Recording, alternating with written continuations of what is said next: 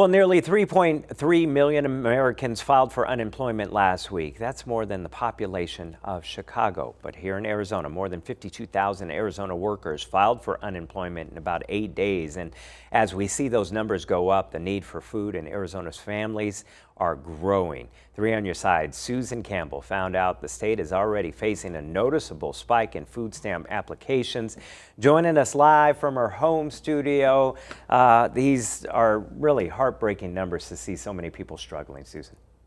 Absolutely. And it's a sad reality when people aren't working. It's hard to cover all the bills and buy groceries. The Department of Economic Security said last week it's already seen about a 10% increase in the number of applications it's receiving for SNAP assistance. SNAP stands for the Supplemental Nutrition Assistance Program. So I want you to take a look at some of these numbers we got from the Department of Economic Security. During an average week in February, the number of SNAP applications that came in was 8,645.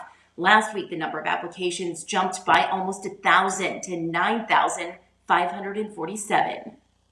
And Governor Ducey says he knows the need will continue through the coronavirus emergency. This week, the governor asked the federal government to approve several changes that he says would help people get access to food assistance faster. If approved, people will be able to get more benefits faster and for a longer period of time, and they'll be able to get hot food. We know there are real people out there feeling real pain. There are people in the community that are already living paycheck to paycheck, and they can't afford to have their lives upended any more than it already has been by this crisis.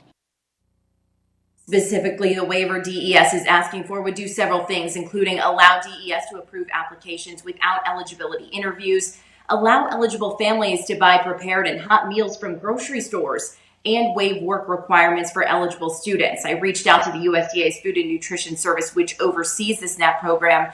A spokesperson said FNS is, quote, committed to providing states with the flexibilities to provide needed relief during the COVID-19 pandemic.